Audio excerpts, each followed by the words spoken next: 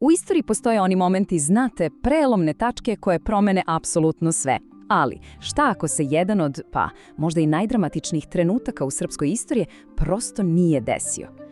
Baš to pitanje ćemo danas da istražimo. Da vidimo kako bi Srbija izgledala da je nekako izbegla taj čuveni majski prevrat. Dakle, sve se vrti oko jednog jedinog pitanja.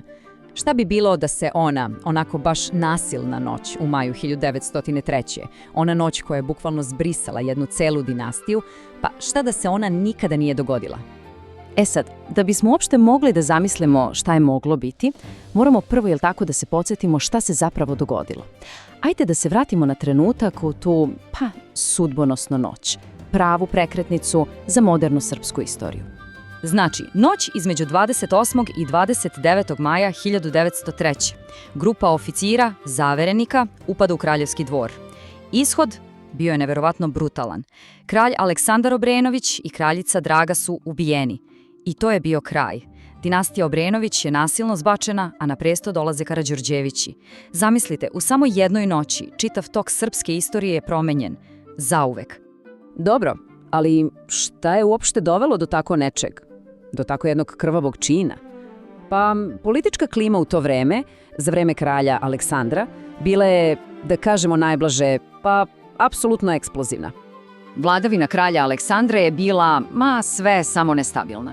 Znači, imamo duboku političku nestabilnost. Imamo stalne, jednostrane promene ustava, kako mu se prohte. Neprestani sukobi sa političkim elitama. A da ne pričamo o njegovim autoritarnim sklonostima. Čovjek je suspendovao ustav.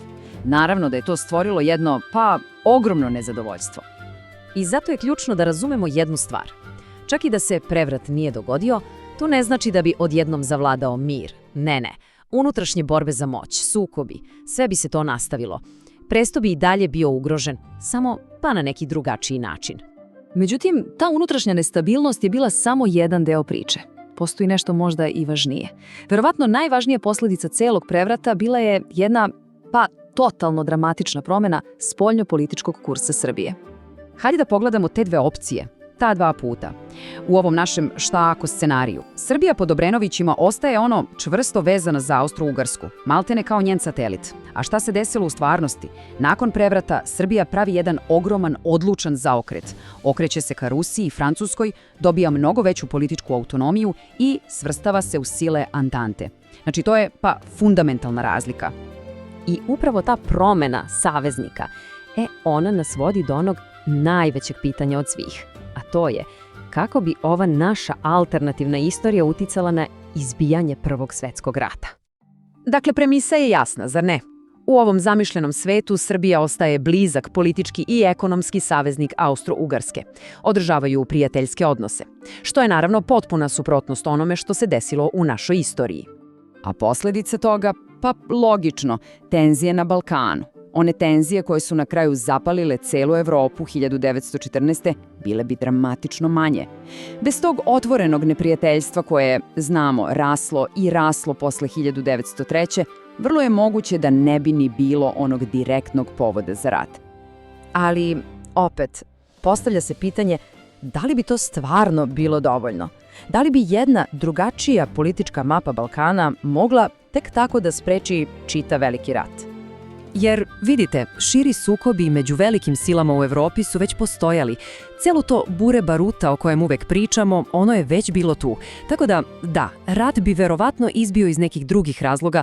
Balkan je bio varnica, ali materijal za požar je već bio svuda po Evropi. Dobro, da se vratimo na Srbiju.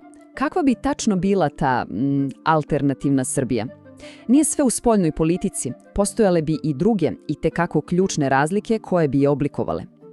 Evo nekoliko stvari. Za početak, politički uticaj vojske bio bi znatno manji. Organizacije kao što je Crna ruka, recimo, verovatno ne bi ni dobile toliki značaj i moć.